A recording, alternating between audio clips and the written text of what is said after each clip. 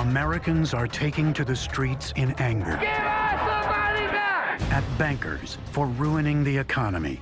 At CEOs for taking bailout money as bonuses. At the stock market for demolishing their retirement plans. Into this arena waltzes public enemy number one.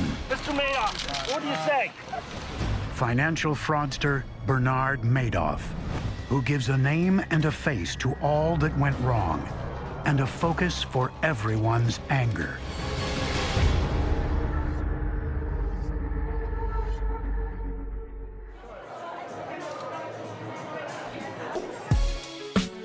America thought the boom would last forever. For the last 25 years, we've had this enormous boom throughout the world. There's never been anything remotely like that in the history of finance.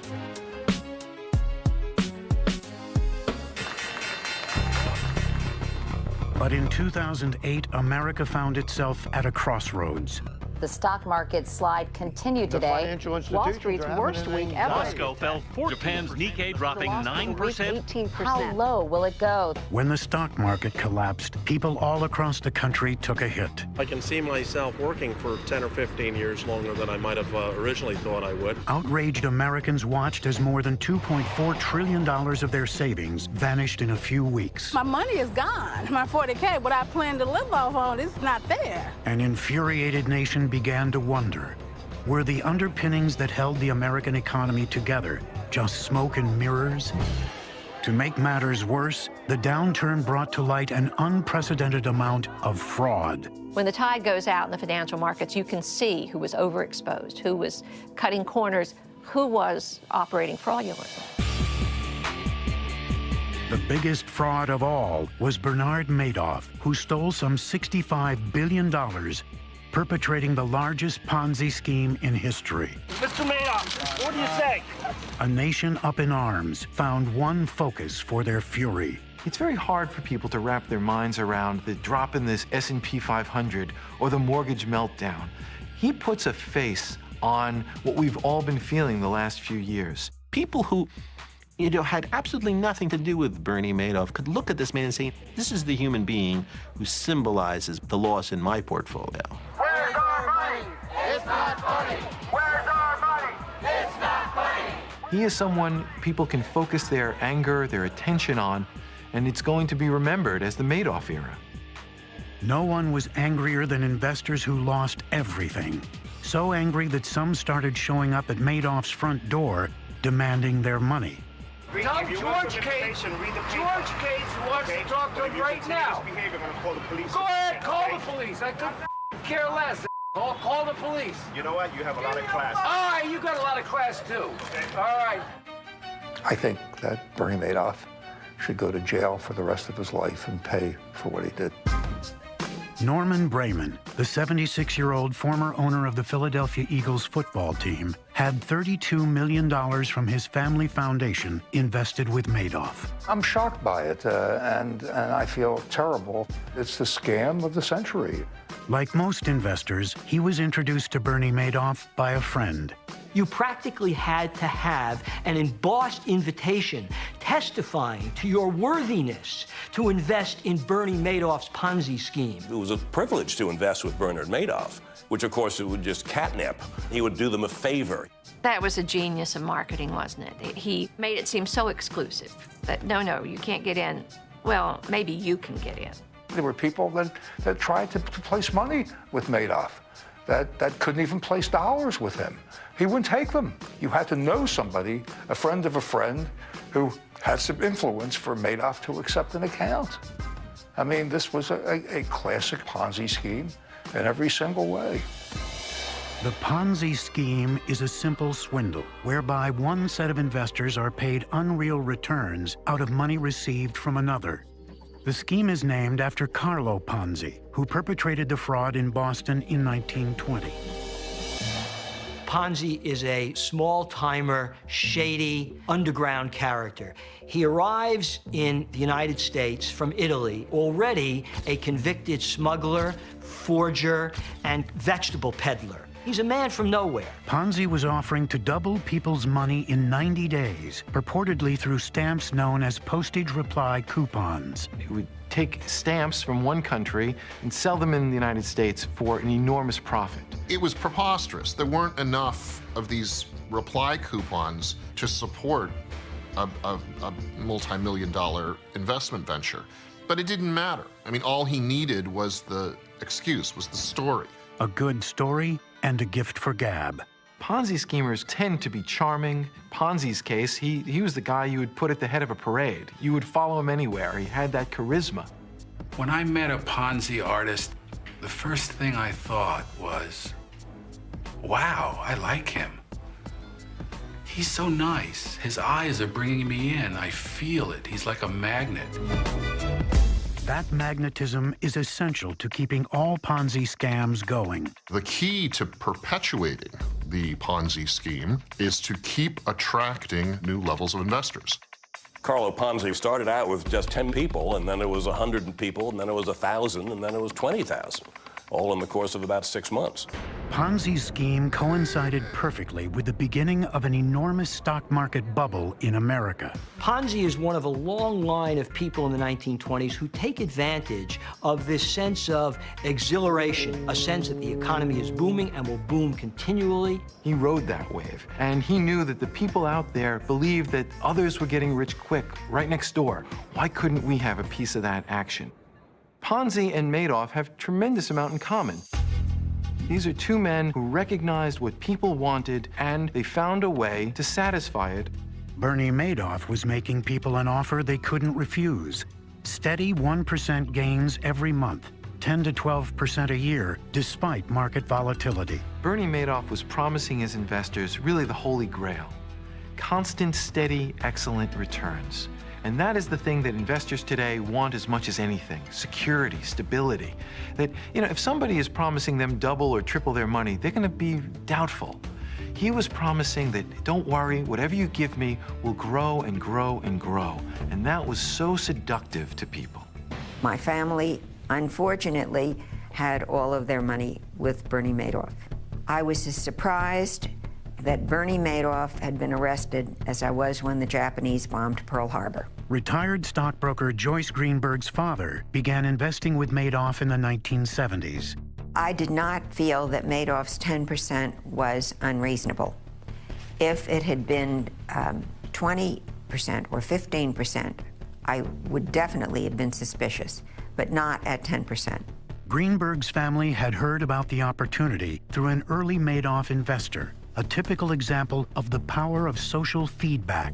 People are making money, they tell other people about it, that makes it safe, that makes it attractive, then people put money in. So the social feedback loop is very important. Social feedback loop, a fancy term for word of mouth, helps explain the herd mentality behind all investor manias, even ones that are not fraudulent, like the Dutch tulip mania.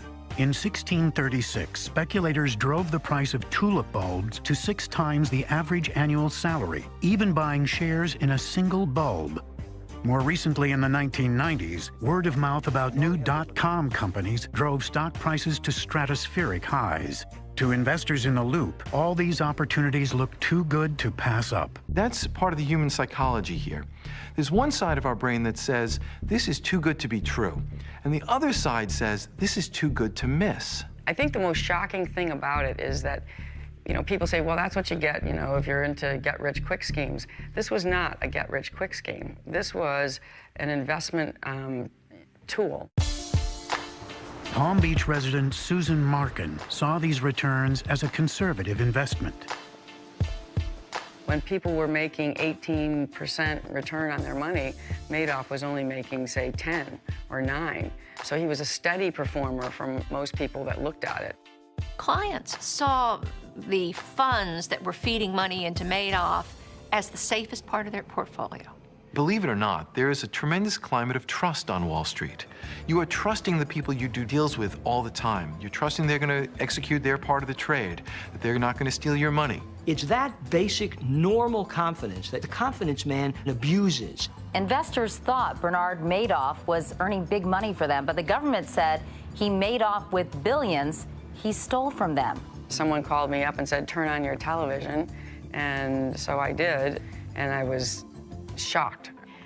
I felt sick to my stomach, actually. Like any investment firm, Madoff produced monthly statements. It looked as though he was buying and selling blue-chip stocks like Procter & Gamble, American Express, and Exxon. I kept track of the buys and sells and the monthly statements and the quarterly investment reports, and we received 1099s at the end of the year. There was nothing that would arouse my suspicion. It looked very diversified. It looked very liquid. It looked tailored to your own personal account. My level of understanding was very high, except for one thing. I did not realize until after Bernard Madoff was arrested that apparently he had been writing fiction. Complete and utter fiction. In court, Madoff admitted he never bought or sold a single share of stock. He simply deposited investors' money in his bank account. What do you think should happen to him? I can't say it on the camera. Financial fraud like the Madoff scandal can bring out trepidation in the public. Running through American culture is a very basic ambivalence about Wall Street, a kind of love-hate relationship.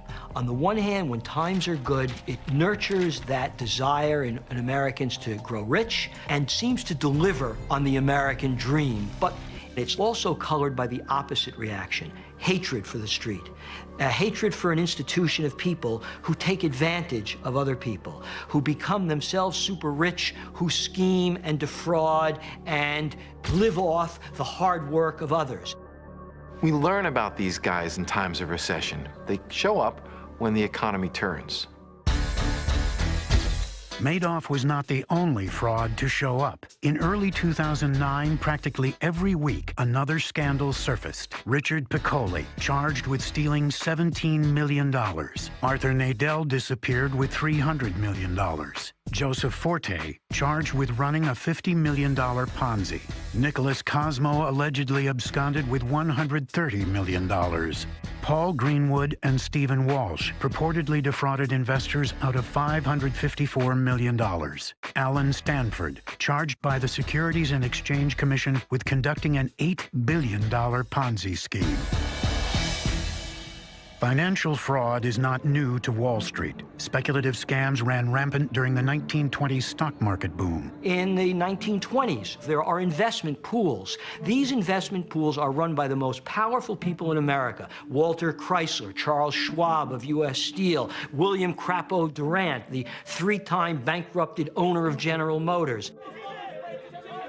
They hype up the price of a stock. They buy it in great quantities as insiders, and then they quickly sell without alerting the market, dumping the stock on the public, and all those poor schmoes like you and me who bought the stock while it was skyrocketing up are left with the losings. It's one thing for people to lose faith in an institution. Bernie, look over here, you what? It's another to lose faith in a trusted individual. The Madoff scandal is a fundamental breach of trust. I had confidence in him personally. We had dinner together. I'm on his foundation. I've given substantial dollars to that foundation. This man who was so beloved on Wall Street, it turned out to be a fraud. So many innocent people who really didn't deserve to be hurt, just people who trusted him. It's overwhelming. It's more like a violation than anything else. I want his family to feel the pain that they've inflicted on our family. It's not the money. It's just being in the presence of such an evil person. And if people can't trust where they're putting their money and investing, if people stop investing in our businesses and in our government, where does that leave us? Why were you getting rid of all the jewelry, Mr. Madoff? Why were you getting rid of the jewelry? When Bernie Madoff confessed to perpetrating the largest Ponzi in history, no one could quite believe it. If you were asking yourself, who's the least likely person to pull a con, it would be a Bernie Madoff. The art of the con is not new. Fraud has been around ever since people learned to tell lies. Ponzi schemes have probably been with us since civilization began. I mean, I can imagine there must have been some sharp-eyed Babylonian who was telling, you know, put your cattle in my corral and they'll have more calves than any other corral in town. American history generally is full of confidence games that resemble what Bernie Madoff was engaged in. All confidence games play on that deeply ingrained, very American desire to make a fast buck. The label confidence man was coined in 1849 to describe a huckster named William Thompson who pulled a scam simply by dressing up as a well-to-do financier. And would go up to another well-dressed gentleman, and he would pretend that he knew him, and he would talk to him for a few minutes. And of course, when that happens, most people are embarrassed because they don't want to admit that they don't know the individual, so they make believe they know him. And then he says, will you do me a favor? Do you have the confidence to lend me your watch? And of course, the gentleman would lend him his watch, and they would never see him again. The law eventually caught up with Thompson, but the nickname confidence man or con man stuck. The way the confidence man lures the mark in is by himself being a bit skeptical of the mark. He said, I'm not really sure that you have full confidence in me. You had to show how confident you were in Bernie before he allowed you in. America's biggest con man, Bernie Madoff, got his start in a middle-class Jewish neighborhood in Queens, New York, not far from the wide Rockaway beaches where he worked as a lifeguard during summer vacation. You're talking about a kid from Queens who goes to school at Hofstra, not at Harvard. What you get with the Ponzi perps is they tend to be people who come from humble means. They were exposed to wealth, but not part of wealth. I don't belong here. I know the system, but I'm not of the system. And this enables graft. The kind of people who defraud their own friends and relations and family are sociopaths who don't have a conscience. There isn't the same kind of internal mechanism that says, I'm doing something wrong. They're crooks from the start. Bernie started learning about Wall Street at an early age. His mother briefly operated a broker-dealer firm out of their home until she shut down rather than file the necessary paperwork. He grew up in a family that was already intimately knowledgeable about the workings of the stock market, particularly those fringe areas of the stock market.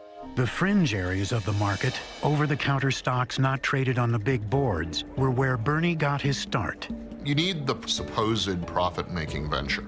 And so the smartest, the most effective crooks will actually have some kind of business. In 1960, 22-year-old Bernie founded his legitimate business, a trading firm called Madoff Securities. He claimed that he started the business with proceeds from his lifeguard job. In reality, the father of his new wife, Ruth, loaned them $50,000 to start the business. It was a tight-knit family firm, with Ruth helping out early on and Bernie's younger brother, Peter, joining soon after law school. His methods were very up-to-date, were very computerized, and as a result of which he was considered to be sort of a pioneer in electronic trading. We saw, meaning my brother and myself, that there was an opportunity to bring automation into the over-the-counter marketplace and create some visibility, transparency in the marketplace. So we came up with the concept of developing a screen-based trading mechanism, and that was the start of NASDAQ. The world's first electronic stock market, NASDAQ, lists primarily high-tech companies not traded on other markets. In addition to the trading business, Madoff Securities had an investment arm where Bernie took people's money and invested it for them. The question investigators want answered is, was this investment arm ever legitimate? That is the most intriguing question about Bernie Madoff.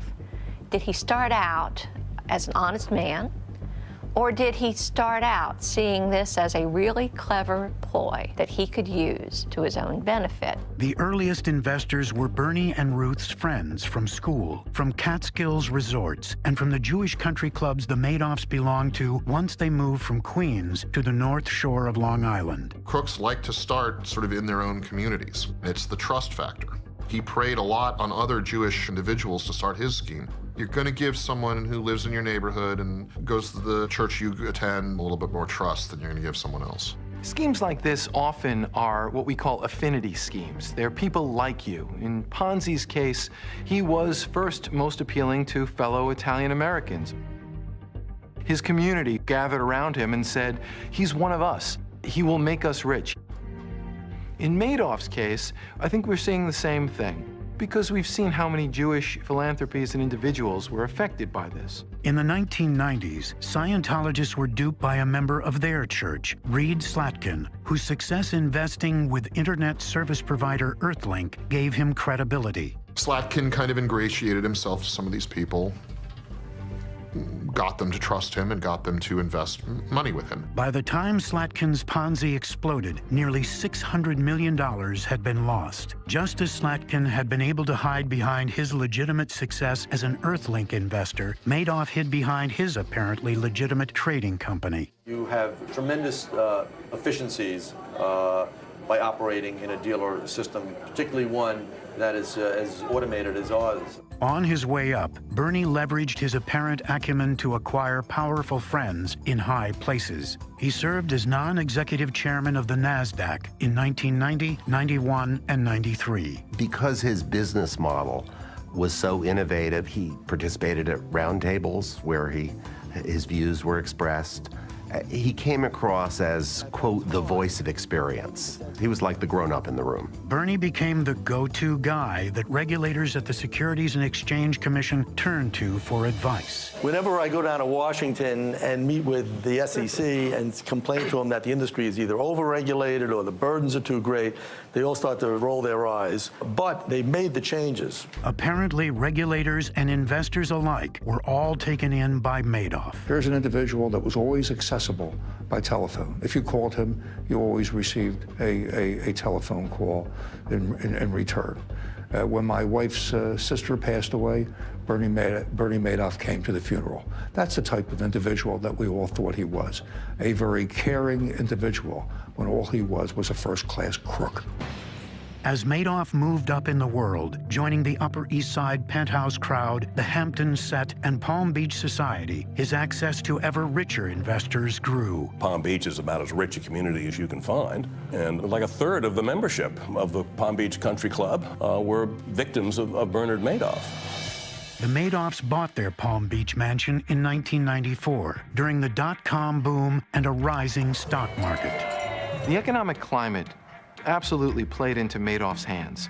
People believed that the stock market could be counted on to go up and up and up. And even if it dipped a little bit, there were some smart guys, some smart people who were able to still beat the market. And if you were lucky enough to be with Bernie Madoff, you were in with one of the in guys. But even this new circle of wealthy marks wasn't enough to sustain the Madoff Ponzi. He needed access to the biggest money of all, hedge funds, institutional investors, and even charities. How did Bernie Madoff manage to pull off the biggest, longest-lasting Ponzi scheme in American history? Like many successful con artists, it seems he had his finger on the pulse of his investors. This is something that perpetrators are very good at. They, in addition to sizing up their victims, they size up the tenor of the times. Madoff knew, for instance, that the crowd he targeted was devoted to charity, so he became involved in many of their favorite causes as both a generous donor and as an investment guru. Word spread, along with his victim list. Anytime you're dealing with philanthropies, it gives you a certain legitimacy. In Madoff's case, it had the added effect of both being stability and legitimacy. What he did, which I think was sort of an evil genius, if you will, was to find investors who could be counted on not to withdraw their money.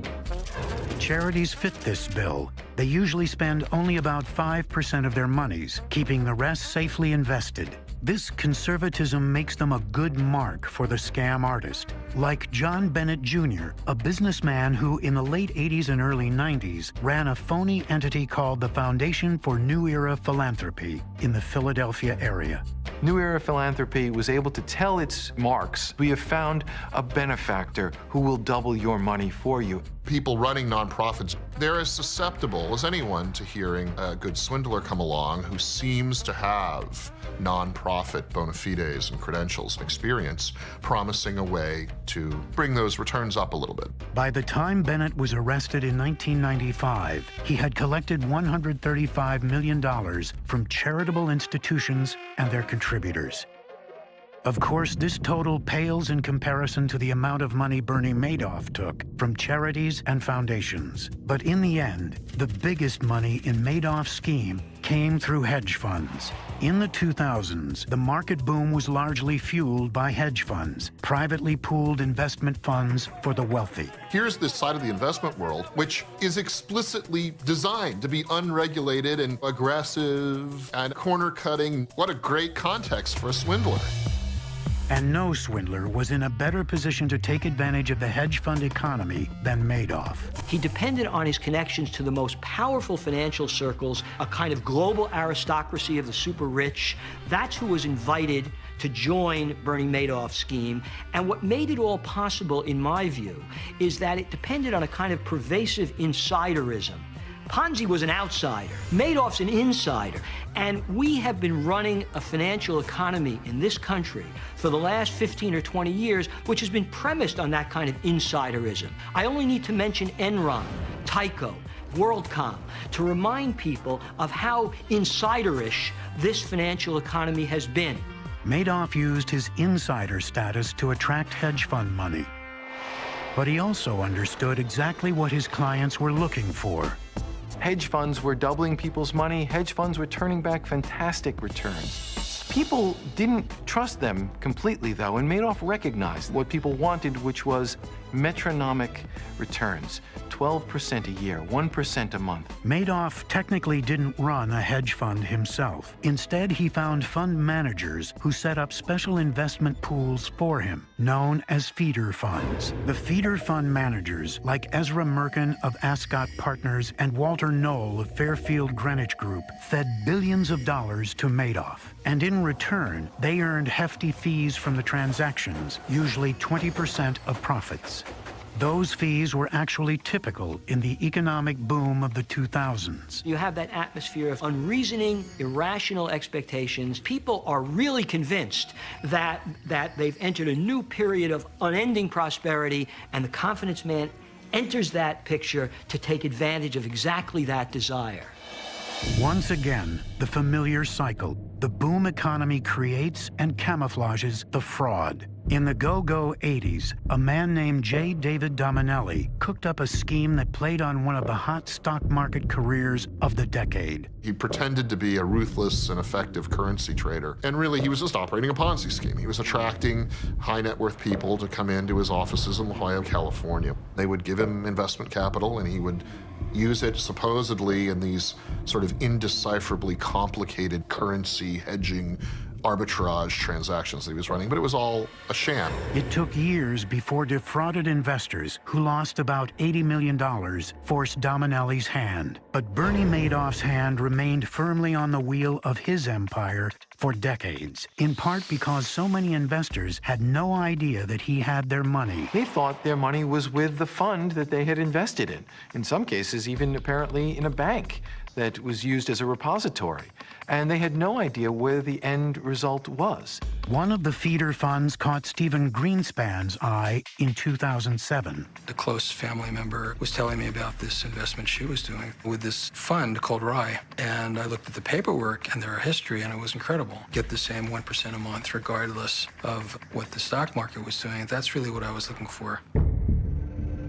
In the wake of Madoff's collapse, many have asked how much the feeder fund managers knew or guessed about his operation. I contend that many of them were basically turning a blind eye to their doubts in order to collect the beautiful fees that were generated from these feeder funds.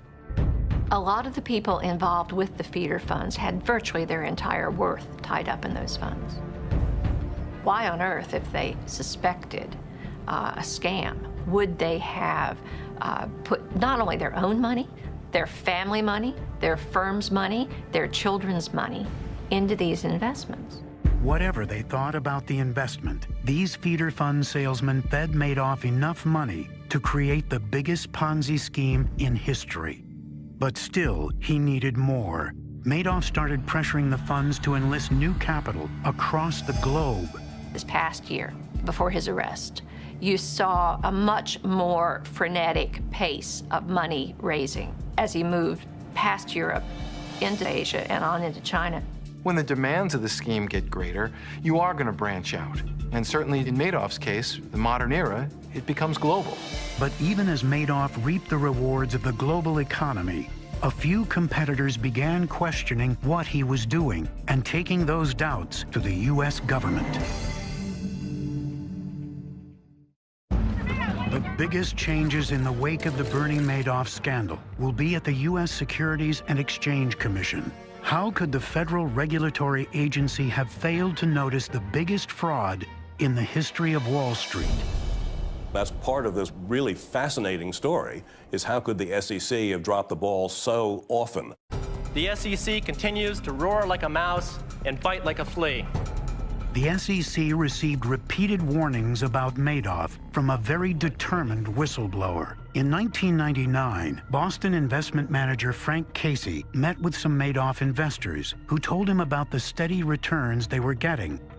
A skeptical Casey brought the information back to one of his associates, a math guy named Harry Markopoulos. And I said, well, Harry, this guy's producing these beautiful return streams of 1% a month. I mean, why can't you do this? And Harry said, this is a fraud. And then 4 hours later, he says, this is a Ponzi scheme. And I said, no, Ponzi's a strong word. In order to prove his point, Markopoulos ran mathematical models to try to reproduce Madoff's earnings. Harry Markopoulos is an intense and very smart guy. He understands the world of derivatives, the world of options. He could not recreate Madoff's performance. Now, you have to remember back in 2000, the largest hedge fund managers might be running $2 billion. Here was Madoff running $7 to $10 billion. The scale of it, if it was a fraud, was almost beyond belief. So Markopoulos turned to the Securities and Exchange Commission, formed in 1933 to police Wall Street. There must be a strict supervision of all banking and credit and investment. The SEC was formed in the early 1930s in the aftermath of the stock market crash to restore investor confidence. Rightly or wrongly, looking to place blame for the Great Depression, many Americans pointed their fingers at Wall Street.